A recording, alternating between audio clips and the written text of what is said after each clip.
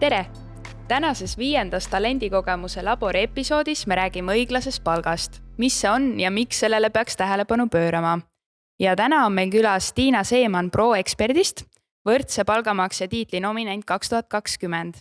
Tere, Tiina! Tervist, tore siin olla. Ja Fontesest on täna minuga siin Ilmar. Tere! Tervist! No Ilmar, mis see võrdse palgamaksja tiitel üldse on ning mida see näitab? Pigem see on meile Fontesele üks vahend nii-öelda propageerida siis võrdse palga maksmist, et see on Eesti ühiskonnas on probleem. Ja ma toon siin vaheaega välja, et me ei räägi siin meeste keskmisest palgast ja naiste keskmisest palgast, me räägime võrdsest palgast, ehk siis võrdse töö eest, et nii mehed kui naised, olenemata ka nende vanusest või töökogemusest või ükskõik millest, et saaksid siis võrdset palka. Et inimesed tunneksid, et neid on õigelt hinnatud. Ja et seda asja siis nii-öelda ettevõtete teadvusesse viia, me iga aasta uuringu põhjal siis valime välja 3 organisatsiooni, kellel need asjad tunduvad korras olevat. Et kes siis ongi samadele töödele olenemata soost maksavad võrdset palka, kus naised on kaasatud ka ettevõtte juhtimisse, et ei ole ainult naised nii-öelda tegemas lihtsamaid töid klienditeenindaja ametikohal, vaid nad on ka juhtkonnas, tippspetsialistide hulgas, ekspertide hulgas. No enne kui me nüüd hakkame rääkima, kuidas siis ProExpert selle tiitli sai, mida te selle jaoks ära tegite, meil nüüd sissejuhatuses käis läbi 2 erinevat mõistet, õiglane palk ja võrdne palk. Ma tahakski küsida, et kas need üldse on erinevad mõisted või mis osas need erinevad või on siis sarnased? Et õiglane palk on jällegi igaüks defineerib seda erinevalt, et õiglane palk minu jaoks tähendab seda, et ma tunnen töötajana, et kui ma teen tööd, et mind väärtustatakse ja mulle makstakse õiglast palka, et mul on hea tööd teha. Ja võrdne palk siis võib-olla on natuke teistmoodi, et ma räägin mingist töötajate seltskonnas, kõik teevad samasugust tööd, et nad saaksid võrdset palka.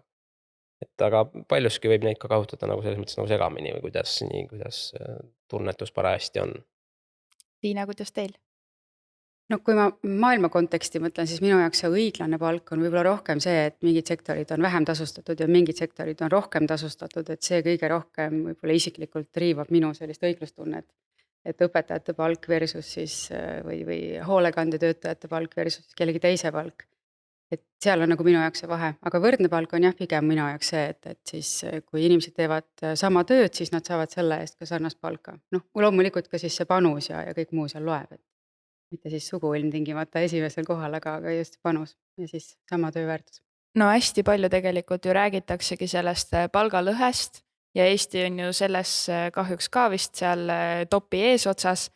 Et millega see õiglane palk tegelikult seotud on, et ma juba ise eeltööd tehes sain teada, et ei ole ainult sooga, mida ma ka tegelikult alguses arvasin, kuna sellest lihtsalt räägitakse nii palju, et mis faktorid seal veel tegelikult olulist rolli mängivad? No minu meelest kõige rohkem mängivadki need sektorite faktorid rolli.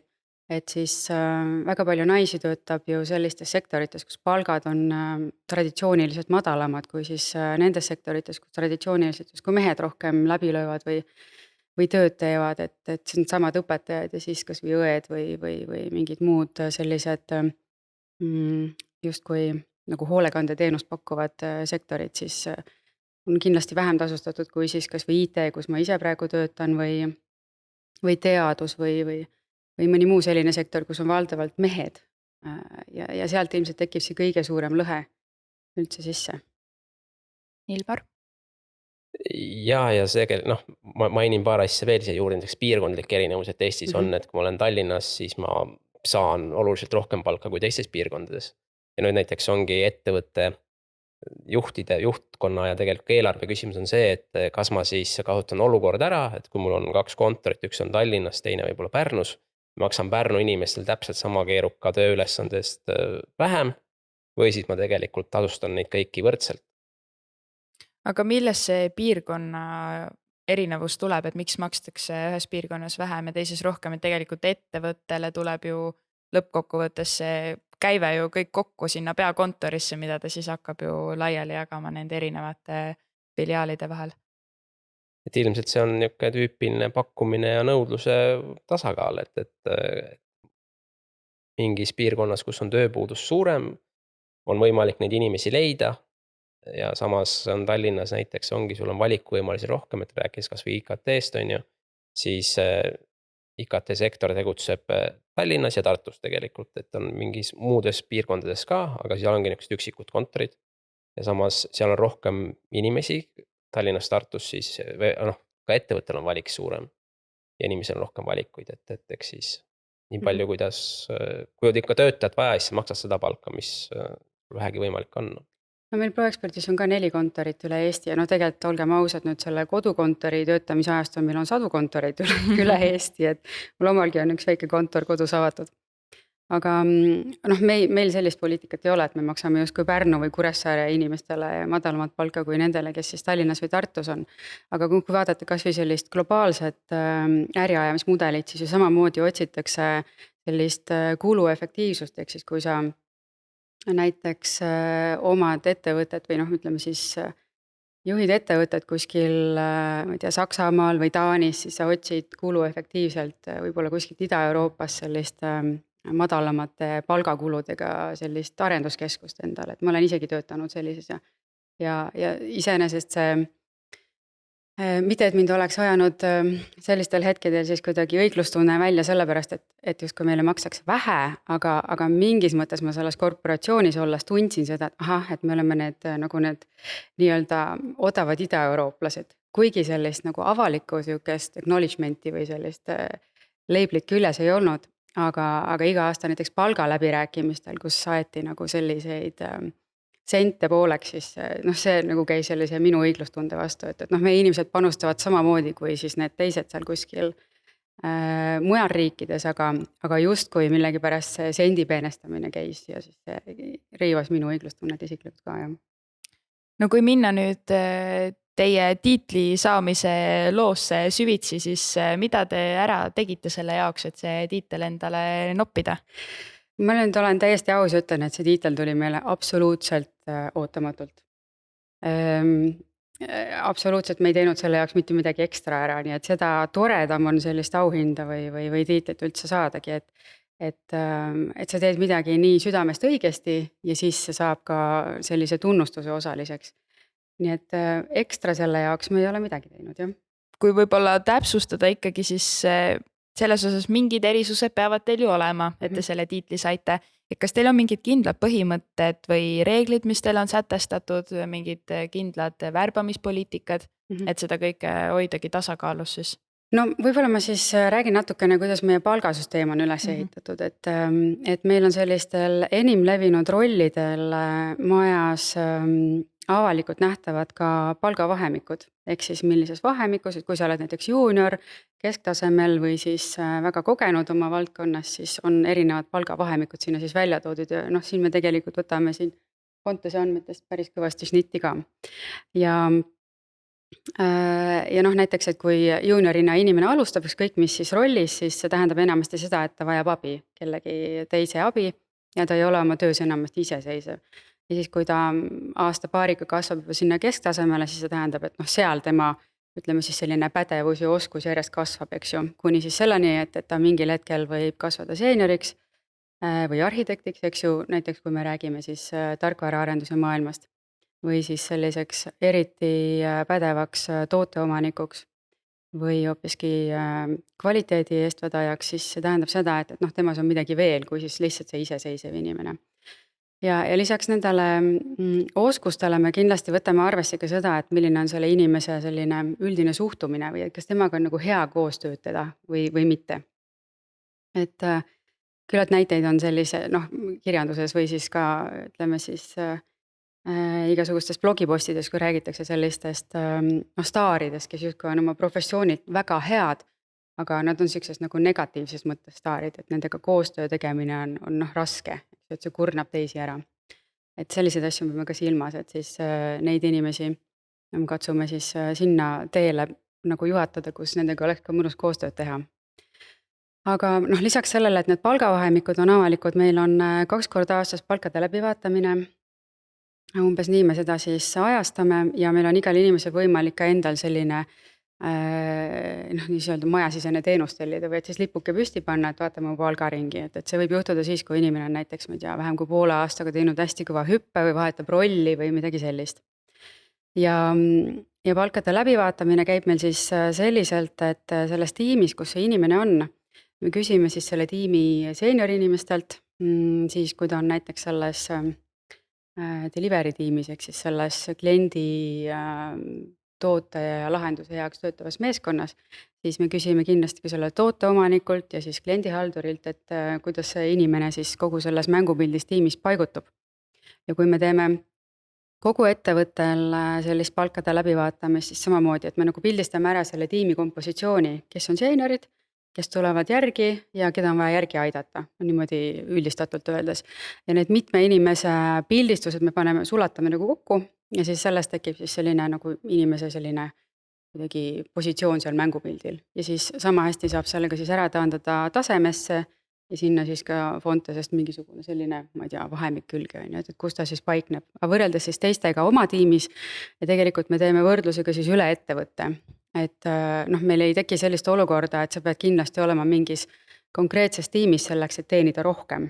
Et see, et meil inimesed tiime vahetavad, on pigem oodatud ja soositud, sellepärast et meil on aeg-ajalt ikka jälle uued kliendid ja sinna on vaja jälle uus meeskond luua. Ja see tähendab ka, et siis olemasolevatest inimestest, tiimidest keegi peab siis seda uut meeskonda minema tegema. Et siis ka selline majasisene võrdsus on meil nagu oluline. Ja kui nüüd siis nii-öelda siis sugu seal juures on, me nagu ei vaatagi seda sugu, eks ju, et me vaatame seda inimest, tema paigutust selles kompositsioonis ja sellisena ta siis nagu maandubki sinna. Ja see on siis nagu olemasolevate inimeste poolest. Ja mis puudutab seda, kuidas me värbame, siis me värbame ka parima inimese sellesse rolli. Meil ei ole mingisuguseid kvoote või ette kirjutatud seadusi, et see peab kindlasti nüüd olema naine või mees, vaid me lihtsalt otsime parimat sobivat kandidaati sellesse rolli, mis meil parasjagu lahtine ja vakantne on. Et tegelikult ju see protsess on teil väga põhjalikult läbi mõeldud ja väga suur töö on selle taga, et iga inimene saaks oma töö tegemise eest palka, mitte ametikoha eest. Jah. Ja seda enam, kuna me ProExpertis oleme juhtide vaba ettevõte ja meil ei ole, eks ju, neid mitmeid tasemeid juhte, mis tavapärases organisatsioonis on, siis meil justkui pole ka positsioone või rolle või siis neid märke, badge õlal, mille eest saada siis rohkem kompensatsiooni või siis palka.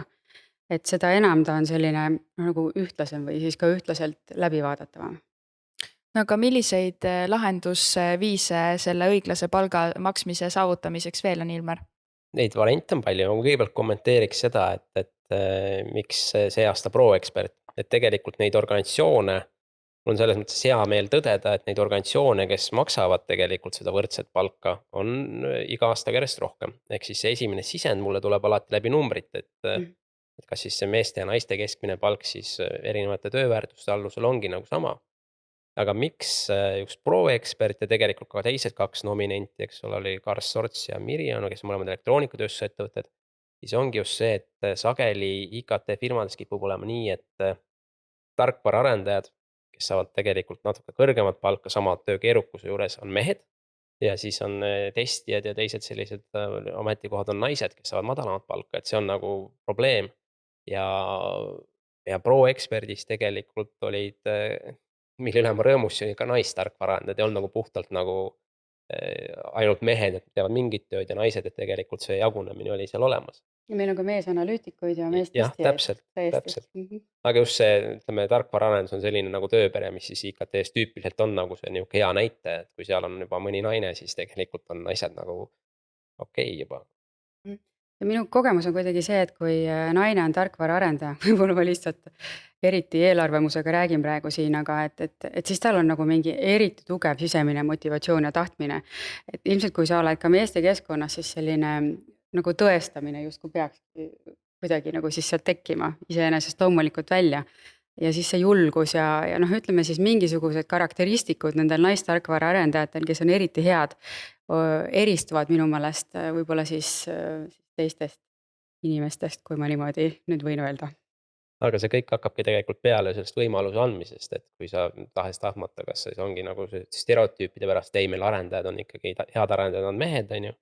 See on juba üks stereotüüp, millega tegelikult tuleb võidelda, et võib-olla üks lahendus ongi see, et neid juhte, kes siis on ettevõttes, noh, tegelikult personalijuht või juhtkond peaks teadvustama, et me võime küll kõik mõelda korraks oma organisatsiooni peale, öelda, et ei, meil pole palgalõhet, aga reaalsus on see, et nendes organisatsioonides, kus seda ei ole kontrollitud ja kus väidetakse nagu kindlalt, meil pole numbreid vaja vaadata, et ei ole palgalõhet, on kõige suurem palgalõhe. Ja kõige väiksem palgalõhe on organisatsioonides, kes on endal teadvustanud, meil on see lõhe olemas ja me tegeleme mingil viisil sellega tegeleme. Ja see juhtide või lihtsalt nii-öelda kurssi viimine on nagu üks vahend selle jaoks. Ja tegelikult see, et palgad on vähemalt ettevõttesiseselt, need palgavahemikud, mitte konkreetsed palgad, siis võib-olla palgavahemikud on avalikud, et see on tegelikult on väga hea minu meelest, et ma näen, et ka mingi moment me võiksin jõuda nii kaugele, et ka töökuulutustes oleksid ka vahemikud toodud, et kus inimesed saaksid tööle tulla, noh. No seda ma saan kindlasti nii-öelda justkui selle tööle kandideerija vaates siis öelda, et nii palju, kui mina oma tuttavate kuulnud olen, siis kõige rohkem nii-öelda kirjutaksegi töökuulutuste puhul seda, et tihti ei ole seal seda palgavahemikugi. Et tahaks ju tegelikult näha, mis selle töö eest makstakse, et see ikkagi ju ka loob selle tervikpildi ja aitab sul ju oma otsuseid langetada, et seda väga-väga oodatakse, et need ükskord sinna ilmuks. Aga mis see olukord Eestis üldse on tegelikult selle õiglase palga maksmisega, et sa ütlesid, et tegelikult tuli palju neid nominente, aga kas see palju nominente tegelikult ikkagi üldplaanis on väike osa? No meil Fontes uuringus kipub ikkagi selles mõttes osalema suured organisatsioonid, et pluss 20 töötajat. See eeldab ka seda, et suurtes organisatsioonides on oma palgasüsteem mingil kujul olemas. Et jah, et võib näiteks küll eeldada, mingil põhjusel mingid inimesed arvavad, et minnes näiteks Eesti Energiasse tööle, siis Eesti Energia juht hoolitseb selle eest, et kõikidega oleks palgaläbirääkimised toimuksid. Ta ainuisikuliselt üritab seda teha, et siis üritada nagu läbirääkimise seda palka võimalikult väikseks rääkida. Et kui on vähegi suur organisatsioon, siis see ikkagi nii päris ei toimi, et on palgavahemik, on mingid protsessid, et kuidas seda asja nagu hallata, lihtsalt hallata ei ole võimalik. Ja see on ka üks võib-olla põhjuseid, miks meil nagu see pilt nagu parem, et see juba see palgasüsteemi olemasolu teoorias peaks tagama siis selle, et kõik oleksid võrdselt tasustatud, et sinna ühtegi palgasüsteemi kirjutada sisse, et ma maksan meestele rohkem ja naistele vähem või et vanemad inimesed, nendele ma maksan vähem, et kuna neil on tööjõuturul raske olukord, noh, et siis ma kaotan seda nagu ära. ma mõtlen selle peale ka, et tegelikult paljudes suurtes organisatsioonides on ehitatud sellised suured masinavärgid, kuidas sa kedagi hindad, eks ju. Et erinevad noh, võib-olla isegi veel halvasti öeldud ressursi hindamis ja personali hindamisvahendid, mis mõõdavad sul mingisugust meetrikat, eks ju. Aga väga palju on ka selliseid ametikohti, kus sul on keeruline seda meetrikat mõõta erinevatel põhjustel, eks ju, sest et sa justkui nagu seda output'i ei anna mingil kindlal kujul või ta ei ole noh, teistega võrreldav, eks ju.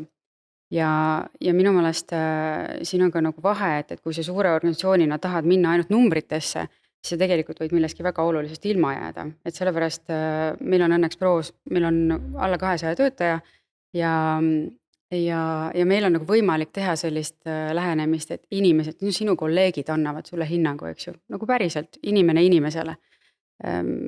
Jah, muidugi nad ju võtavad arvesse ka selle, et kui palju sa siis näiteks tarkvara arendades eelmises sprindis asju tehtud said või kui sa mingit teist rolli kannad, et mis su eelmise perioodi siis sellised tulemused nagu näitavad, et kas sa oma eesmärgid täitsid ja mis sa omal järgmiseks perioodiks püstitanud oled, eks ju, et su areng on ikkagi ka teistele ka nähtav või siis arusaadav või vähemalt oma tiimi lõikes, eks ju. Aga ikkagi see toimub sellise võib-olla rohkem läbi inimliku prisma. Et mida rohkem ma mõtlen nende suurte korporatsioonide, organisatsioonide peale, siis ta enam on ta selline nagu masinavärk, kuhu selline inimlikkus või siis tegelik panus võib üldse ära kaduda. Et kas selle õiglase palga nii-öelda miks kõikidel ettevõtetel võib-olla seda tiitlit ei ole või seda võimalust seda saada, ongi selles, et see takistus jookseb sealt, et sul on need meeste ametid ettevõttes ja sul on need naiste ametid. Ja isegi noh, idee poolest ma arvan, et ükski inimene ei oleks selle vastu, et me teeme nagu kõigile võrdse palga, aga siis kui asi nagu jõuab selle tegudeni, siis on see, et eelarve on laua peal just mõtlen väliskapitali põhinevatel organisatsioonidel tulebki protsent tuleb, et sa võid palgafondi tõsta 1,3% sellel aastal ja siis kuidas sa seda nagu läbi viid, on ju. Sest ka probleem on ka selles, et Eestis on see palgatõus on oluliselt kiirem kui näiteks Skandinaavias. Skandinaavias, kui 1-2% juba aastast palk muutub, siis see on juba nagu selles mõttes nagu korralik palgatõus, aga sageli sealt siis Rootsist või Soomest või kuskilt vaadatakse, et aga miks Eestis see palk tõuseb 6-7% aastas, et me anname ikkagi, teeme nagu Skandinaavia põhimõtete järgi. Et nad ei pruugi aduda seda, et Eesti üritab oma palkadega või noh, üritada läheb, saabki mingi moment selle Soome taseme kas või siis kätte. Aastaks, ma olen vist seda arvutanud, aastaks 2040 saame meil samad palgad, mis Soomes. No pole enam palju minna. Pole palju minna, jah. paarkümmend aastat. Aga no te enne rääkisite sellest ka, et tarkvaraarendajaid on vähe ja just nendes infotehnoloogia ettevõtetes tänu sellele see õiglase palga maksmine võib olla natuke keerukam, et kus neid naistarkvaraarendajaid siis leida, et mis selle probleemi lahendus oleks? See on selline pikemaajalisem protsess ja kui vaadates, mis meil praegu Eestis toimub, siis mulle väga meeldivad need initsiatiivid, mis tegelevad kas siis noorte koolitüdrukutega või siis needsamad ükssarvikud või siis ka on olnud digigirls ja muud asjad. Ma olen ise ka käinud seal siis selliseid keskkooli tütarlapsi neile lihtsalt rääkimas, mis see IT endast kujutab, sest et ikka kipub olema see arusaam, et see on jube keeruline. Tegelikult see on lihtsalt nagu ka kättevõtmise asi või süvenemise asi ja kui sa oled vähegi nutikas, siis see on ju täiesti võimalik arusaadavaks teha enda jaoks. Võib-olla nagu see hirm on selle ees natuke suur, jah. Ma arvan, et see võtab natukene aega võib-olla, ma ei tea, kas 2040 või midagi sellist, aga küll need naised sinna ka jõuavad. Ja teisest küljest ma olen mõelnud selle peale, et ma lugesin seda, ma enam ei mäleta kuskohast, et naised ütleme nendes samades ametites, kus nad ka rohkem esindatud on, et siis need õpetamised või hoolekanded, et need on justkui nagu jutumärkides emateenuse pakkumine, mis mingil põhjusel ei ole hinnatud ühiskonnas. Ja minu jaoks see on nagu teine tõsine probleem, et miks õpetaja amet ei ole meil pole õpetajaid ka ju.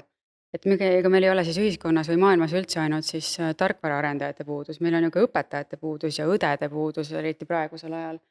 Aga millegipärast sellest me räägime siis vahel niimoodi, kas siis valitsuse tasandil või kuskil mujal veel, aga me ei näe sinna nagu kedagi tormamas, sest et see kompensatsiooni aste seal on ju nagu kardinaalselt väiksem, eks.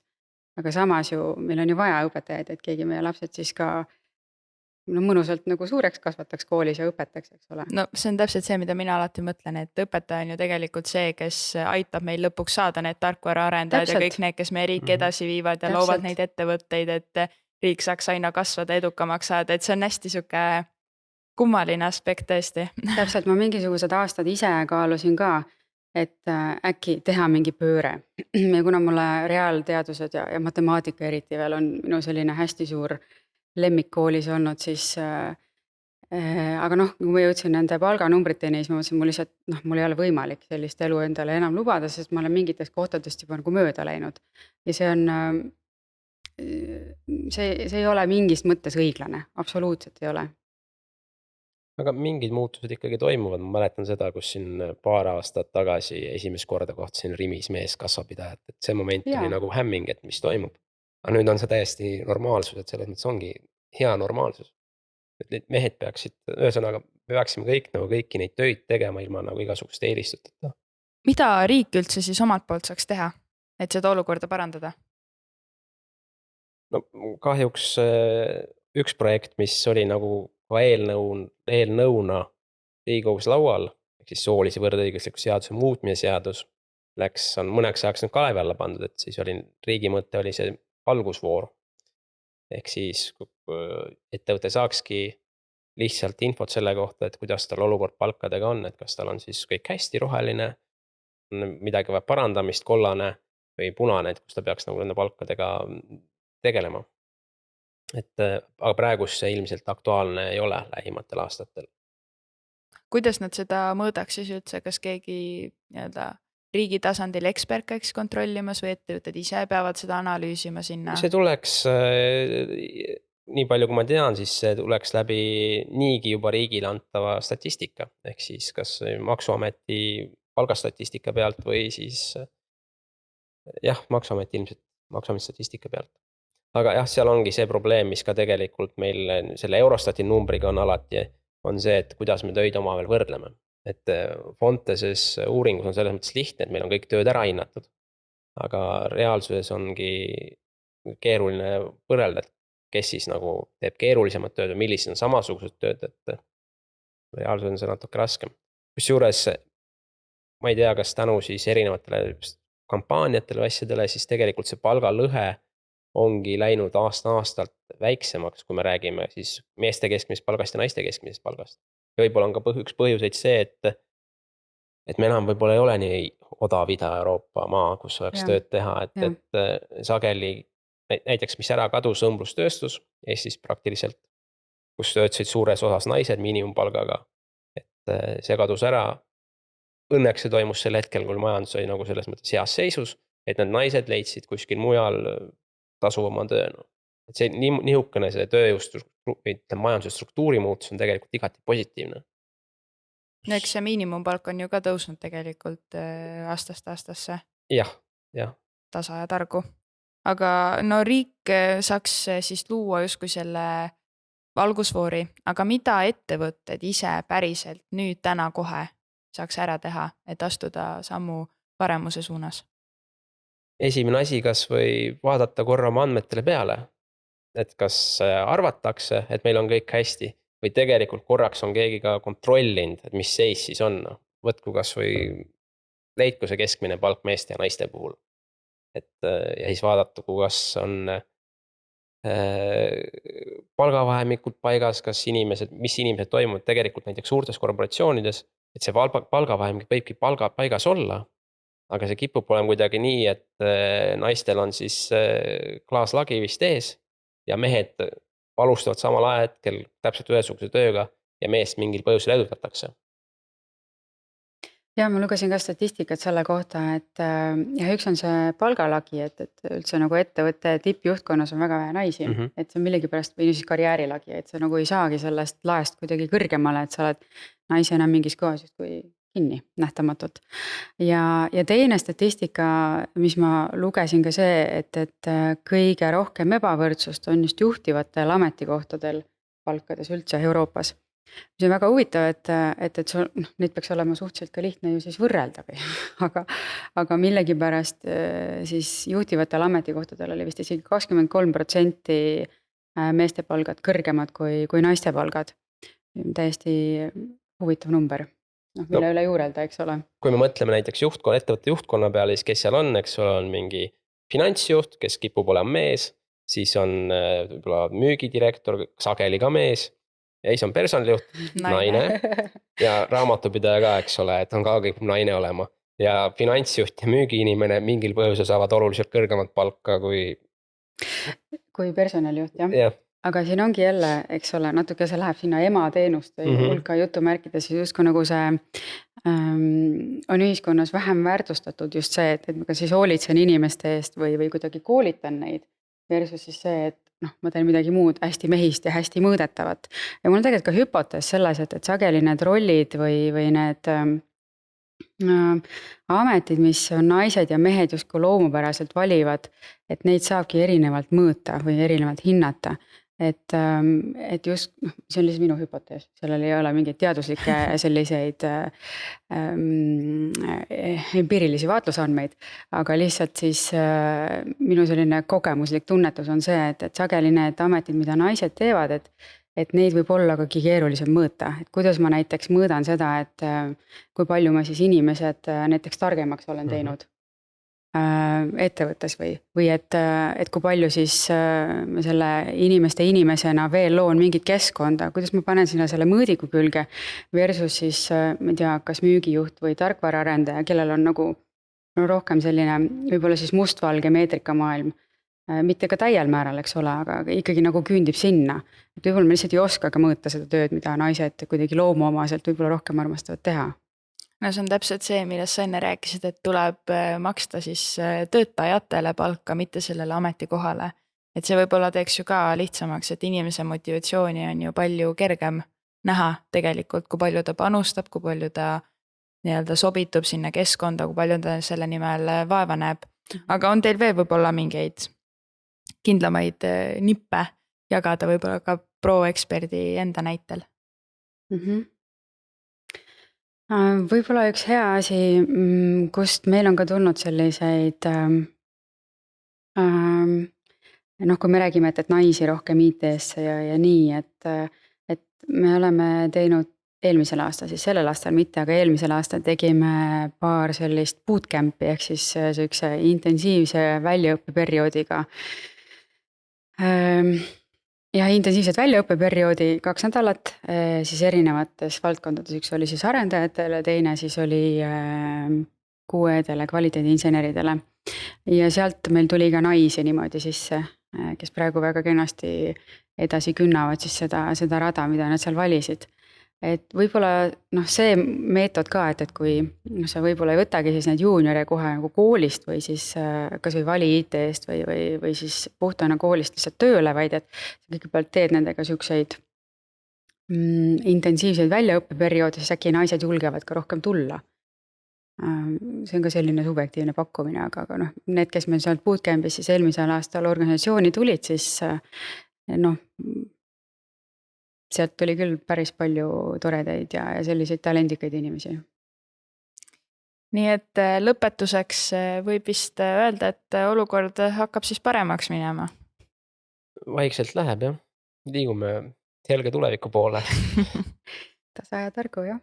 Et igaüks ikkagi peab panustama, see ei ole lihtsalt see, et paned suvalise numbri mingile ametile külge, vaid tegelikult, et oleks töötajad õnnelikud ja rahul ja ettevõtte saaks ka ise uhke olla, nõuab see ikkagi tööd ja aega, samamoodi nagu kõik muud tööülesanded. Jah, ma arvan, et nii ettevõtte kui inimesed mõlemad peavad tundma, et siis et nad on nagu selle koostööga rahul, eks ju, inimesed peavad saama tundma, et nad saavad ennast realiseerida, saavad selle eest ka õiglast tasu ja ettevõte seal samas peab siis ka vastu tundma seda, et jah, need on õiged inimesed, et me koos saame kasvada. See on minu meelest ülivajalik sümbioos. Ja Tiina tõi välja, et polegi nagu midagi teinud ekstra selle jaoks, aga samas see ProExpedi raamistik on siis tehtud, selles mõttes ongi nagu niivõrd läbipaistvaks ja selles mõttes töö tulemust väärtustavaks, et seal kaobki see kohe see erisuse koht ära, et te ei pea nagu spetsiaalselt ma nüüd hakkan võitlema selle mingi asja vastu, ükskõik, kas on vanuseline lõhe või mingi muu lõhe, aga kui sa lööd piisavalt hea raamistiku eesmärgiga, ongi, et kõik tunneksid ennast hästi, kõik oleksid võrdselt tasustatud vastavalt oma tööpanusele, siis tegelikult see probleemi aitabki natukene lahendada. Lihtsalt läbi ka mõelda, eks ole, juhina, et kui mul on valida näiteks edutamise puhul kas mees või naine, on ju, et miks ma iga kord mehe valin, teadvustada endale, et kas see mees on siis tõesti parem või tegelikult need kandidaadid on võrdsed ja ma teen siis mingil subjektiivsetel põhjustel otsuse, mida ma isegi pole läbi mõelnud. Kas selle valiku taga võib olla ka tegelikult see, et naiste puhul kardetakse, et jääb koju emapuhkusele varsti? Mingi aeg see kindlasti nii on või oli, aga nüüd on muidugi ka teine hirm, et ka mehed võivad jääda koju isapuhkusele, eks ole, et nüüd on ettevõtetele selle võrra keerulisem. Või siis võrdsem.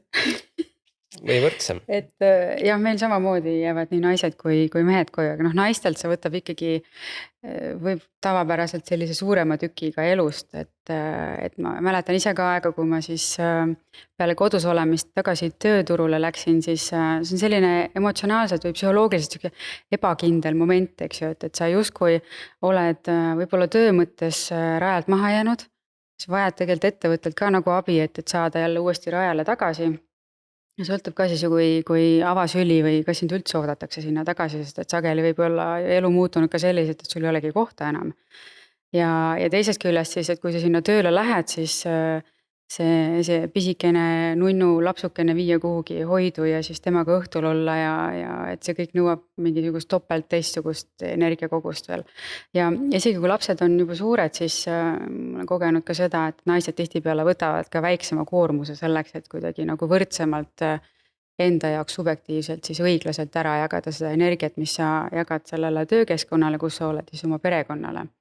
Et sealt võib tekkida selline võib-olla siis ka nagu panustamise vahe või mulle ei meeldi see sõna, see work-life balance või siis elu ja töö tasakaal, sest minu meelest kõik ongi üks suur elu.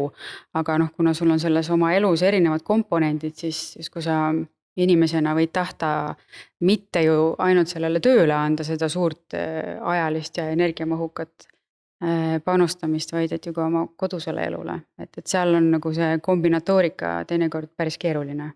Ja siis, et samas siis ka tööandja võtaks end ikkagi tõsiselt. On nagu ka järgmine küsimus. Sest sageli on ka ju eeldus, mingil põhjusel eeldatakse, et kui sa nüüd oledki, et esiteks, et naine peaks siis kogu aeg lapsega olema.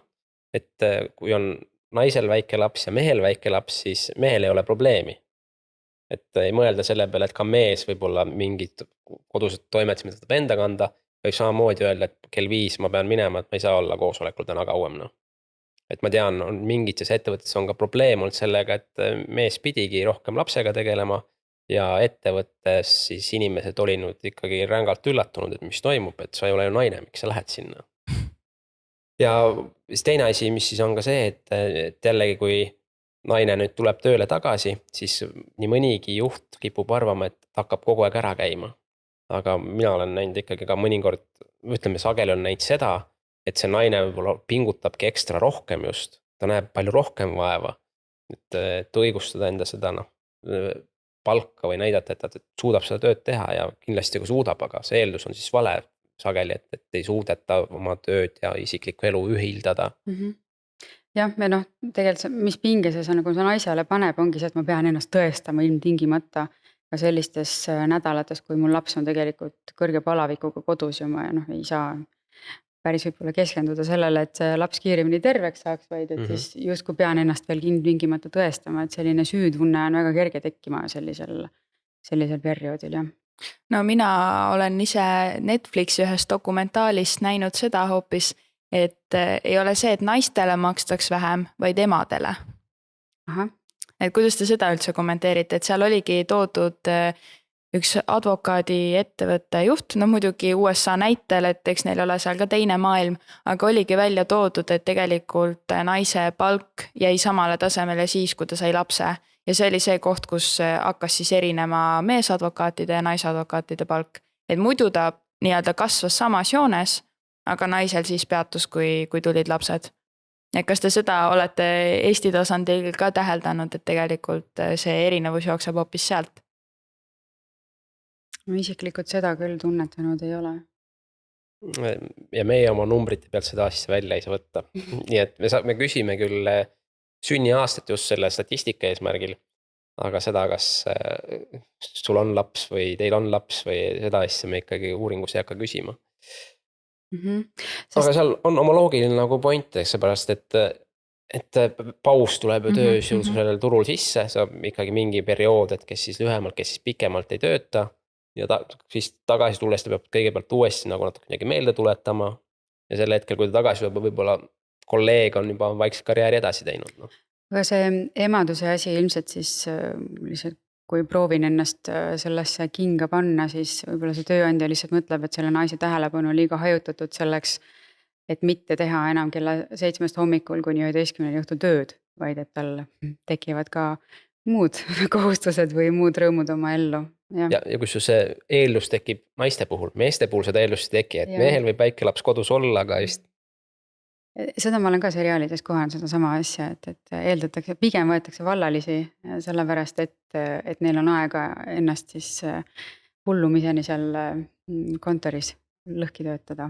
No aga see võib olla ka tegelikult ainult esimesed paar kuud leiab kellegi ja tegelikult sa mitte kunagi ei tea, et see ongi need eelarvamused, mida tuleb hakata kaotama vaikselt. Ja ma isiklikult mõtlen just selle peale, et minu meelest, kui sul inimesena on nagu elu võimalikult rikas, et sul on erinevaid aspekte, läbi mille sa siis kasvad või läbi mille sa elus niimoodi oma teed käid, siis minu meelest see tulemus ka tööl on parem, sest et sul on lihtsalt ajus märgatavalt rohkem erinevaid seoseid, mis võivad sind uskumatutes tööalastes situatsioonides lihtsalt hädast välja aidata või sellise loomingulise puhangu tekitada, et mida sa nagu lihtsalt ainult ühele valdkonnale kitsalt spetsialiseerides võib-olla ei saavutagi.